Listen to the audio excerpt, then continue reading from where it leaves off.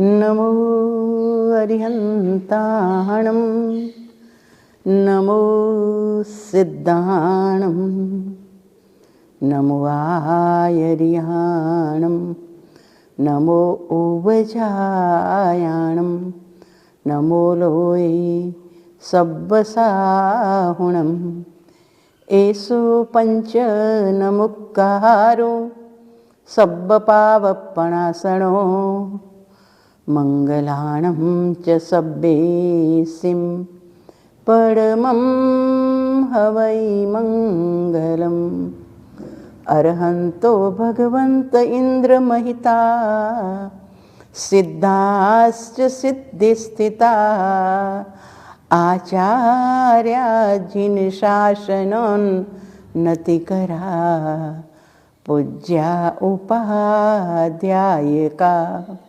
શ્રી સિદ્ધાંત સુપાઠિકા મુનિવરા રત્નત્રયારાધકા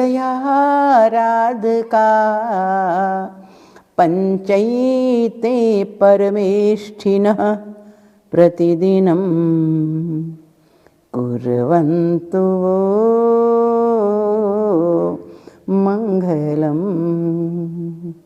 ઓમકારબિંદુ સંયુક્તમ નિત્યમ ધ્યાયન્તિ યોગિનઃ કામદમ મોક્ષદમ ચૈવ. ઓમકારાય નમો નમઃ. અજ્ઞાનતિમિરાંધાનાં જ્ઞાનાંજનશલાકયા ચક્ષુરુન્મિલિतं યેન તસ્મૈ શ્રીગુરવે નમઃ. તસ્મૈ શ્રીગુરવે નમઃ. દેહ છતાં જેની દશા વર્તે દેહાતીત તે જ્ઞાનીના ચરણમાં હો વંદન અગણિત, હો વંદન અગણિત. આ વિશ્વમાં જો દુન્યવી જ્ઞાન નથી તો પણ અંધકાર છે. જ્યારે જૈન દર્શનમાં તત્વજ્ઞાનની વાત છે અને જ્યારે જ્યારે તીર્થંકર ભગવાન પધાર્યા છે ત્યારે ત્યારે સ્વયં જ્ઞાનથી પૂર્ણ થયા અને એ પૂર્ણતાને પ્રાપ્ત થયા પછી વિશ્વના ચોરાયામાં સમવસરણમાં બિરાજમાન થઈને એમણે જ્ઞાનની ગંગા વહાવી અંધકાર અજ્ઞાનના દૂર કરવા અને મિથ્યાત્વના અંધકારને ટાળવા નિરંતર એક પછી એક તીર્થંકર દેવોનું આવાગમન થતું રહે છે અને જ્ઞાનનો પ્રકાશ આ વિશ્વને મળતો રહે છે. આ અવસરપીણી કાળના પ્રથમ તીર્થંકર ઋષભદેવ ભગવાન 83 લાખ પૂર્વ સુધી ગ્રસ્ત અવસ્થામાં રહ્યા ત્યારે પણ જ્ઞાનની આરાધના કરતા હતા અને જ્યારે સંયમ સ્વીકારી 1000 વર્ષ સુધી આત્મસાધના કરીને 1 લાખ પૂર્વમાં 1000 વર્ષો ઓછા એટલો સમય એમને કેવલ જ્ઞાનીપણે વિચરવાનો આવ્યો તો એમણે એટલા સમયમાં નિરંતર જ્ઞાનની જ વાતો કરી, જ્ઞાનનો જ પ્રકાશ પાથર્યો અને આ વિશ્વ ઉપર 18 કોડાકોડી સાગરોપમ પછી જ્ઞાનની ગંગા વહી. જગતના જીવો એ જ્ઞાનથી પ્લાવિત થયા, પ્રફુલ્લિત થયા, જીવનમાં અપનાવીને અજ્ઞાનના અંધકારને દૂર કર્યા અને સ્વયં પોતાના જીવનને પ્રકાશિત કર્યું. એવી જ રીતે વર્તમાન શાસનપતિ ભગવાન મહાવીર દેવ કેવલ જ્ઞાન પામ્યા પછી 30 વર્ષ સુધી લગાતાર આ ધરતી ઉપર જ્ઞાનનું દાન કર્યું, જગતના જીવોને સત્ય માર્ગ દેખાડ્યો, મિથ્યાત્વના અને અજ્ઞાનના અંધકારને દૂર કરી એમણે જ્ઞાનનો પ્રકાશ પાથર્યો. કહેવાય છે ને કે આદિત્ય એટલે કે સૂર્ય જગતના અંધારાને ધુવે છે અને આગમની વાણી, તીર્થંકરની વાણી આત્માના અંધારાને ધુવે છે. એટલે પરમાત્માની વાણી આ વિશ્વમાં મહાવીર દેવથી પ્રવાહિતા જ્ઞાનની સરવાણી ગણધરોએ ઝીલી 12 અંગની રચના કરી. પછી એમના શિષ્ય એમના શિષ્ય એમના શિષ્ય આ રીતે પરંપરાએ મૌખિક જ્ઞાનની લાણી થતી રહી. પણ કાળક્રમે બુદ્ધિ થોડી મંદ પડી, યાદાસ્ત કમજોર થઈ, ત્યારે પૂર્વના આચાર્ય જે હતા એમણે નક્કી કર્યું કે આપણે આ વાણીને લિપિબદ્ધ કરીએ. એટલે હસ્તલિખિત પ્રતોની અંદરમાં તાડપત્ર ઉપર કે ભોજપત્ર ઉપર એ આગમોને લખવામાં આવ્યા. ત્યાર પછી ઓર જ્યારે વિશેષ પ્રગતિ થઈ ત્યારે પુસ્તકની અંદરમાં છપાઈનું કામ થયું. અત્યારે આપણને જે પણ આગમો ઉપલબ્ધ થઈ રહ્યા છે એ બધા છપાયેલા આગમ જે હસ્તલિખિત ગ્રંથોમાંથી ટ્રાન્સલેશન થઈ અને આપણને પ્રાપ્ત થયા છે. આવા આગમનું જ્ઞાન પૂર્વાચાર્યો હેમચંદ્ર સુરી મહારાજ સાહેબ, હરિભદ્ર સુરી મહારાજ સાહેબ, આનંદગંજી સાહેબ, યશો વિજયજી મહારાજ સાહેબ, વીર વિજયજી મહારાજ સાહેબ, બધા મહાપુરુષો કંઈક ને કંઈક આ જગતને જ્ઞાનની પ્રસાદી આપતા જ ગયા છે. જે અત્યારે આપણે એ જ્ઞાન પ્રસાદીને પ્રાપ્ત કરી આપણા જીવનમાં શાંતિ, સમાધિ, સંતોષ અને સુખને પ્રાપ્ત કરી શકીએ છીએ. એ મહાપુરુષોએ માત્ર પોતાની સાધના ન કરી પણ એમણે જગતની પણ એ પ્રસાદ મળે, જગતના જીવો પણ આત્મજ્ઞાનથી તરબતર થાય, આત્મજ્ઞાન સુધી પહોંચે, એના માટે એમણે પ્રયત્ન કર્યો અને પુરુષાર્થ કર્યો. આ કાશી ગામ કોડાય જેને કાશી કહેવાય છે, એવા કાશીમાં પણ એવા જ એક જ્ઞાન મૂર્તિ કહો, જ્ઞાન પ્રેમી કહો કે જ્ઞાનવીર કહો, એવા હેમરાજભાઈનું અવતરણ થયું અહીંયા. અને એ હેમરાજભાઈ જ્ઞાનમાં પોતે સ્વયં ઓતપ્રોત થયા, પોતે એનો આસ્વાદ લીધો કે પરમાત્માના જ્ઞાન દ્વારા જીવનમાં શાંતિ, સમાધિ પ્રાપ્ત કરી શકાય છે જો એનું જીવનમાં અનુસરણ અને અનુકરણ કરવામાં આવે. જેમ યશો વિજયજી મહારાજ સાહેબે લખ્યું છે કે આત્મ અજ્ઞાને કરી જે ભવ દુઃખ લઈએ, આત્મ જ્ઞાને તે ટળે એમ મન સદઈએ, આત્મ તત્વ વિચારીએ. જીવ દુઃખી કેમ છે? તો કે આત્માના અજ્ઞાનથી. દુન્યવી જ્ઞાન તો ઘણું છે પણ એ દુન્યવી વિજ્ઞાન પાસે કે જ્ઞાન પાસે આત્મ સમાધિ નથી. એટલે આત્માના અજ્ઞાનના કારણે જીવ દુઃખને ભોગવે છે. અને એ દુઃખ ટળે કેમ? તો કે આત્મજ્ઞાને તે ટળે એમ મનસ દઈએ. જો આત્મજ્ઞાનમાં જીવ દત્તચિત્ત થાય, તલ્લીન થાય, એનો અનુભવ કરે તો સમગ્ર કષ્ટ દૂર થાય.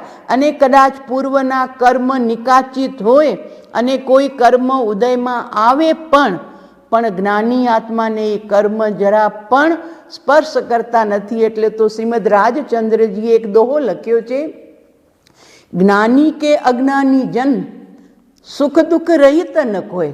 સુખ દુઃખ ઉદયમાં આવે છે પણ જ્ઞાની વેદે ધૈર્યથી, અજ્ઞાની વેદે રોય. ઉદય આવ્યા રામચંદ્રજીને પણ, કૃષ્ણ મહારાજાને પણ, મા સતી સીતાજીને પણ, મા સતી ચંદન બાલાજી આદિ મહાપુરુષોના જીવનમાં પણ કર્મના ઉદય આવ્યા. પણ એ બધા જ્ઞાની પુરુષોએ ધૈર્યથી એનો સ્વીકાર કરી અને એને ખેરવી નાખ્યા, નિર્જરા કરી અને પોતે સ્વયં સ્વસ્થ થયા, આત્મબલમાં પોતે અનુરક્ત થયા. એવા આ જ્ઞાનનો સ્ત્રોત તમારા કાશીનગરમાં એટલે કે કોડાઈમાં રેલાવનાર, પ્રસરાવનાર જે કોઈ હતા તે હતા હેમરાજભાઈ, કે જેમનો જ્ઞાન ભંડાર આજે પણ તમારી પાસે મોજૂદ છે. પણ દુઃખની વાત છે કે એ જ્ઞાનનો કોઈ અત્યારે આસ્વાદ લેનાર નથી.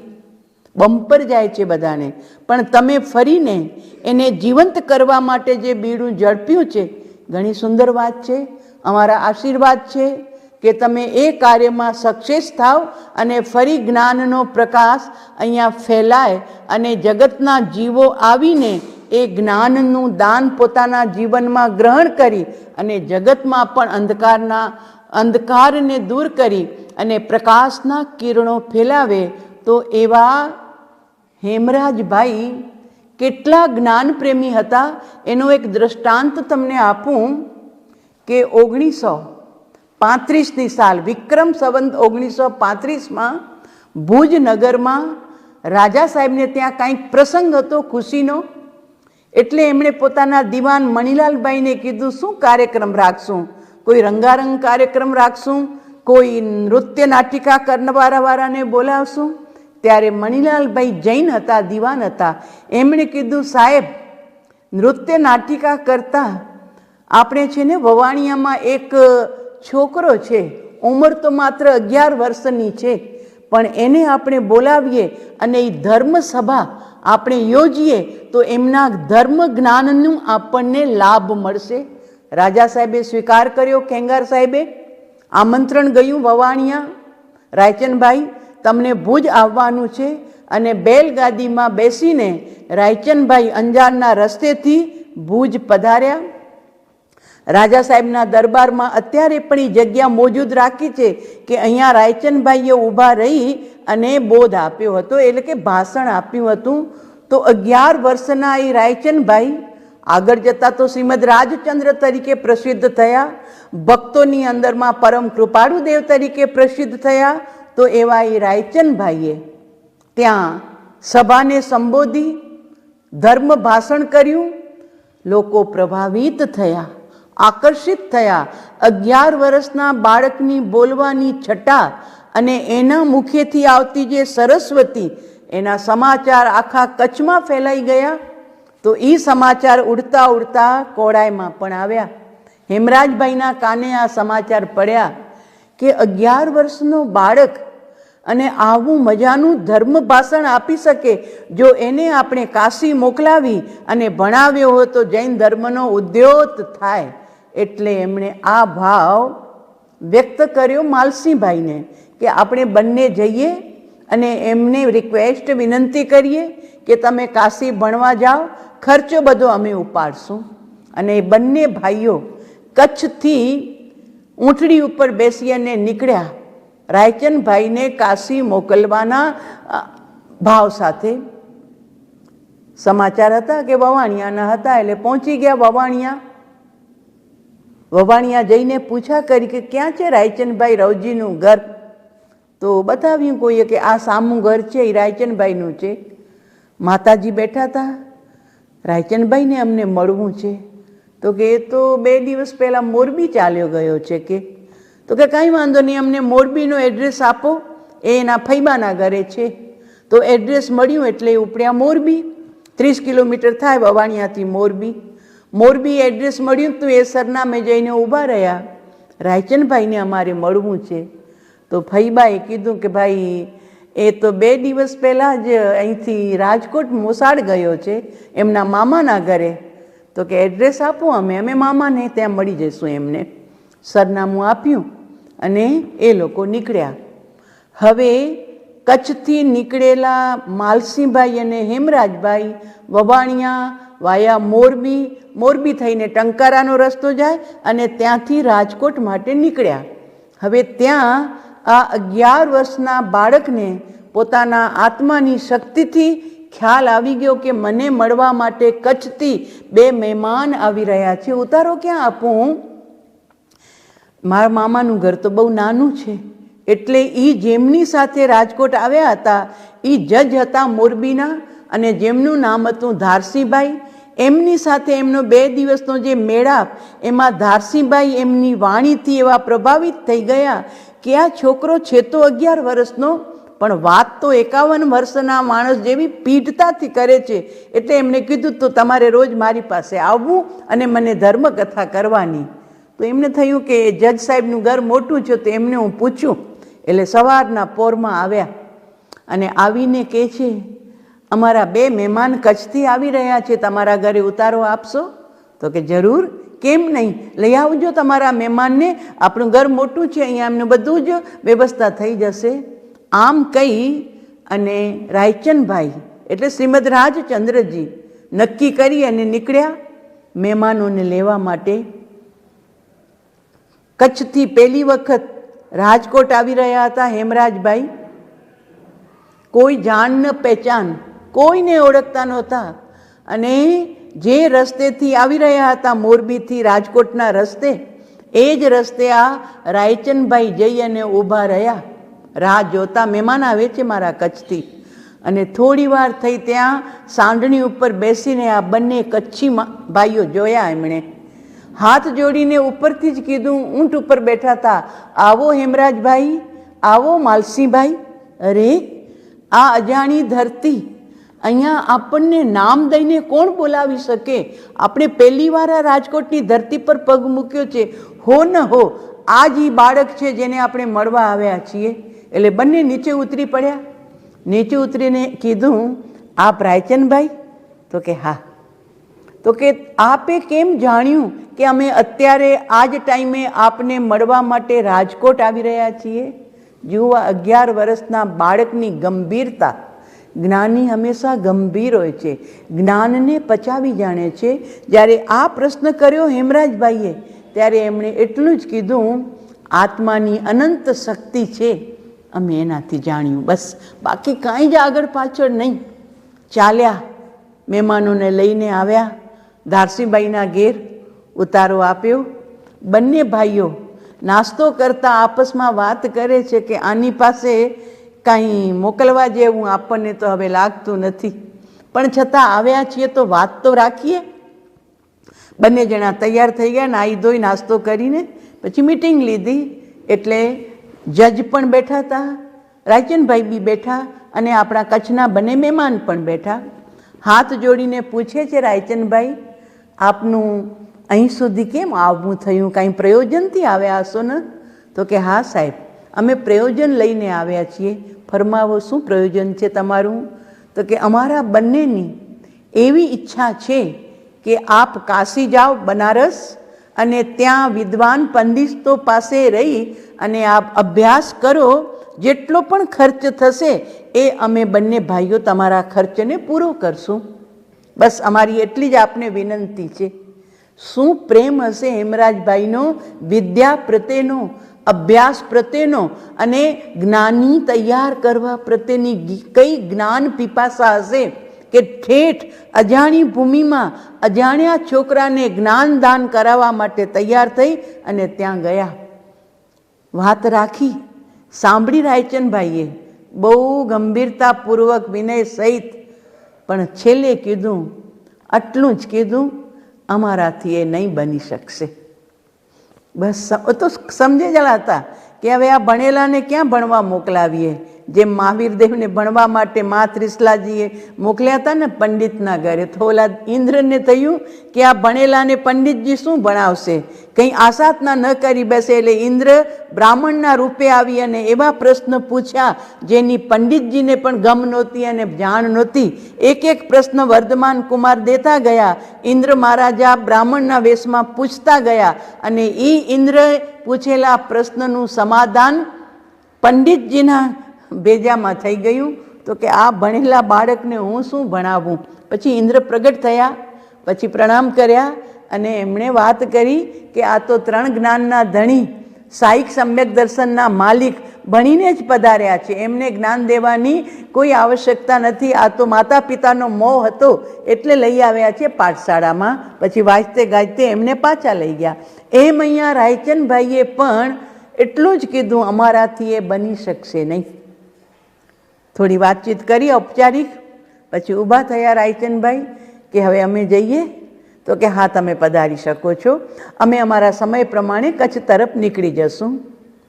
જુઓ, હવે જજ સાથે વાત કરી. જજને લાગ્યું કે આ છોકરો તક આવી છે કચ્છથી ભણાવવા માટેની, ગુમાવી રહ્યો છે. એને જવું જોઈએ બનારસ અને ત્યાં અભ્યાસ કરવો જોઈએ. ત્યાં સુધી એ ઓળખી નહોતા શક્યા કે બાળકમાં કેટલી તાકાત છે અને કઈ જ્ઞાનની શક્તિ છે. તો કે તક ગુમાવે છે, એના મનમાં એવું થયું. પછી ત્રણેય જણા બેઠા હતા તો સહેજે સહેજે ધારસિંહભાઈએ પૂછ્યું હેમરાજભાઈને કે તમે સમાચાર મોકલ્યા હતા શું રાયચંદભાઈને કે તમે આજે અહીંયા રાજકોટ આવી રહ્યા છો? તો કે ના ના, સમાચાર ક્યાંથી મોકલાવી, અમે તો બવાણિયા ગયા. બવાણિયાવાળાએ કીધું મોરબી છે, મોરબીવાળાએ કીધું રાજકોટ છે, એટલે અમે તો સહેજે રાજકોટનો સરનામું લઈને આવી રહ્યા હતા. કીધું શોધી લેશું રાજકોટ સિટીમાં જઈને કે એમના મામાનું ઘર ક્યાં છે. એટલે ધારસિંહભાઈ આશ્ચર્યચકિત થઈ ગયા. અરે આ બાળક તો સવારના 8 વાગે આવીને મને કહી ગયો કે મારા કચ્છથી 2 મહેમાન આવે છે અને એને ઉતારાની વ્યવસ્થા તમારી પાસે કરવી છે, તો કરશો તમે? ઉતારો આપશો? એટલે મને તો એમ થયું કે તમે મેસેજ મોકલ્યા હશે, સમાચાર કર્યા હશે.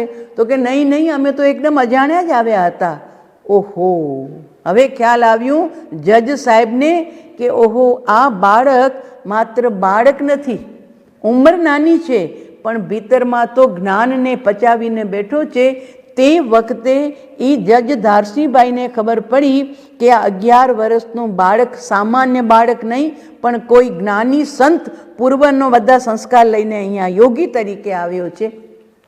પછી વાતચીત કરી હશે અને પછી હેમરાજભાઈ ત્યાંથી પાછા કચ્છ આવી ગયા અને પછી એ ધારસિંહભાઈએ એમનું જે લાભ લીધો એ લાંબી વાત છે. હવે આપણે અહીં એ વિરામ આપીએ છીએ.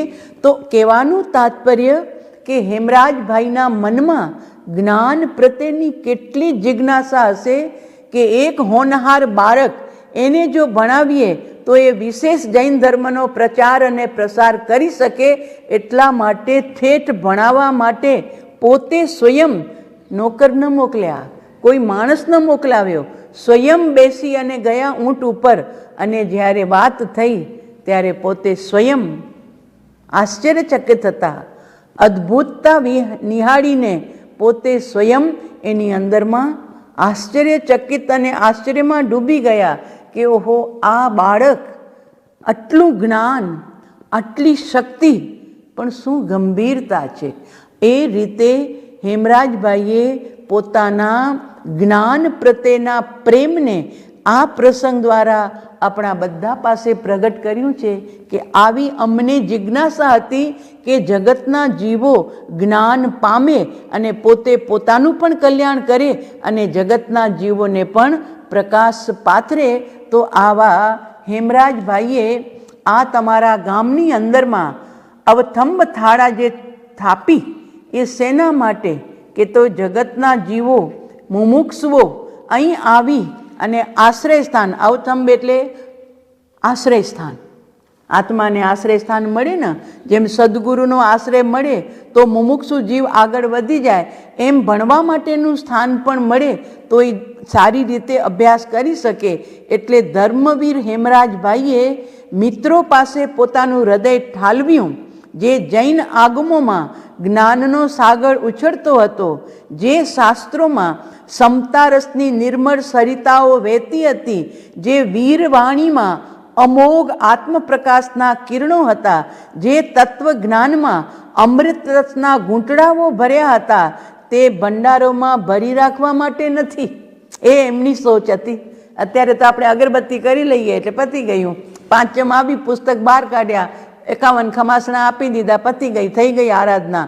જો આ હેમરાજભાઈની સોચ કે એ ભંડારોમાં ભરી રાખવા માટે નથી, માત્ર અગરબત્તી કે ધૂપ કરવા માટે નહીં, પણ જીવાત્માઓના હૃદયમાં ઉતારવા માટે અને તેને જીવનમાં વણીને એ શાસ્ત્રોનો આશય, એ શાસ્ત્રનું વાચ્ય જીવનમાં વણીને સાચું આત્મદર્શન મેળવવા માટે છે અને જગતના જીવો માટે સર્જાયેલું છે.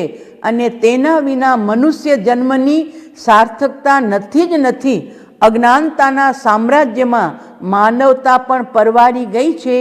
એવા સમયે સદાગમ પ્રવૃત્તિ એ જ આત્મજ્ઞાન માટે એક અમોઘ ઉપાય છે.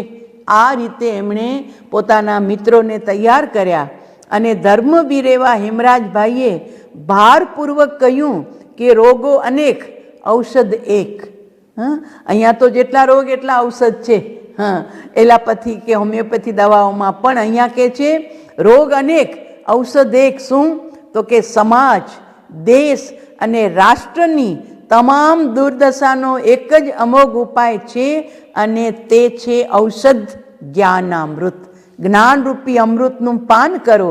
એ જ્ઞાનામૃતનું હજારો આત્માઓને પાન કરાવવાની સર્વોચ્ચ ભાવનાથી આપણે સદાગમ પ્રવૃત્તિ શરૂ કરીએ, અને તમારી સક્રિય સહાયતાથી મને ભારે આનંદ થાય છે. 3 મિત્ર હતા ને, એક માલસીભાઈ, એક દેવજીભાઈ કંઈક નામ છે, દેવજી લક્ષ્મણ, અને ત્રીજા પોતે હેમરાજભાઈ.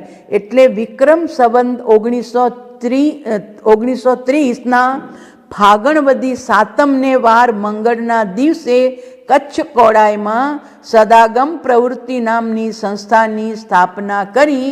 અને એ સદાગમ પ્રવૃત્તિનો ઉદ્દેશ હતો કે જિજ્ઞાસુ મુમુક્ષુ આત્માને ધર્મ, અભ્યાસ, જ્ઞાન, ધ્યાન, ચિંતન મનનની ભાવના જાગે, તે સૌને માટે રહેવા, જમવા અને અભ્યાસની સગવડતા કરી આપવી. સૌ ભાઈ બહેનો એક કુટુંબની જેમ શાંતિપૂર્વક રહે, સૌ સાથે જમે અને શાસ્ત્રોનો અભ્યાસ કરે, નિવૃત્તિ જીવન ગાળે અને આત્મ શાંતિ મેળવે. આ રીતે સદાગમ પ્રવૃત્તિની સ્થાપના ધર્મવીર હેમરાજભાઈએ કરી.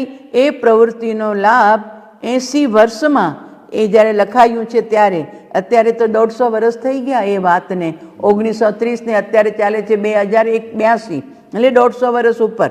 તો હજારો જીવાત્માઓએ લીધો છે અને પોતાના જીવનને ઉજ્જવળ કર્યા છે. એવા સદાગમ પ્રવૃત્તિનો જય હો. તો હવે ફરી પાછા તમે પણ એ જ પ્રકૃતિને જીવંત કરવા માંગો છો?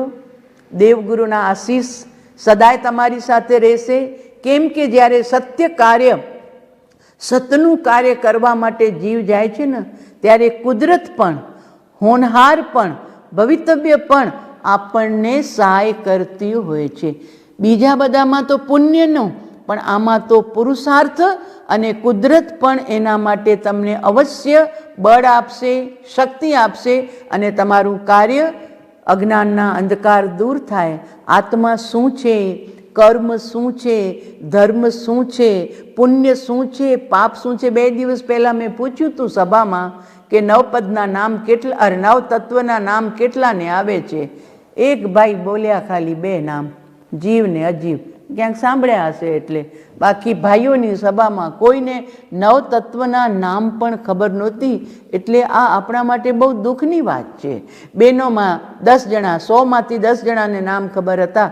એટલે આપણે ક્રિયાત્મકમાં બહુ આગળ વધી ગયા છીએ, પણ જે ભાવાત્મક ભૂમિકા સુધી પહોંચવું જોઈએ, અને ભાવાત્મક ભૂમિકામાં તે જ પહોંચી શકશે જે આત્મજ્ઞાનની જે વાતો છે, જે એના વિચારો છે, એના જે રહસ્યો છે, એ ઉદ્ઘાટક થશે, એમના અંતરમાં આવશે, સમજમાં આવશે, અને સમજણમાં આવ્યા પછી એ જીવ ક્રિયાત્મક ભૂમિકામાં પણ ગુણાત્મક અને ભાવાત્મક ભૂમિકાનો અનુભવ કરી શકશે.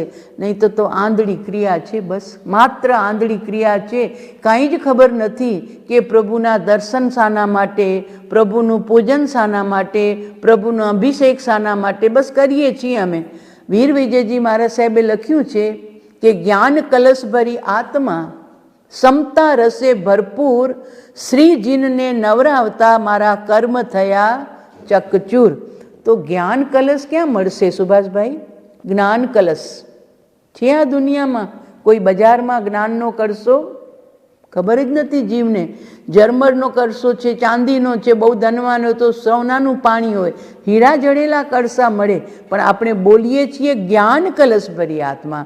હીરા જડેલા કળશ ભરી નથી બોલતા. અને એમાં પાણી કહ્યું તો જલ નહીં, સામાન્ય પાણી નહીં, ક્ષીર સમુદ્રનું પણ જલ નહીં, સમતા રસે ભરપૂર, શ્રીજીને નવરાવતા.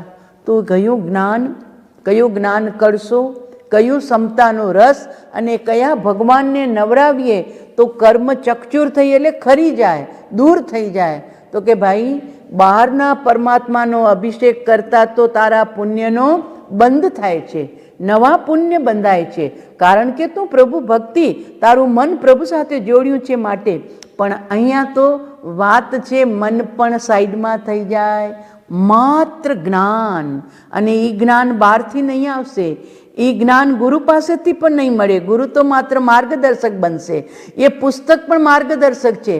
જેમ મેળીએ જવું હોય તો મેળીએ ચડવા માટે સીડીની આવશ્યકતા છે, એમ દ્રવ્ય શ્રુત અને એનું જે વાચ્ય છે એ આપણા માટે સીડીનું કામ કરશે. અને સીડી મળ્યા પછી સડસડાટ ઉપર ચડી અને ભીતરમાં રહેલું ભાવશ્રુત જ્ઞાન એને પ્રગટ કરી અને એનો આનંદ માણવાનો છે. તો શું લખ્યું અહીંયા સાહેબે? તો કે જ્ઞાન કળશ ભરી આત્મા. તો કે ક્યાં છે જ્ઞાનનો કળશો?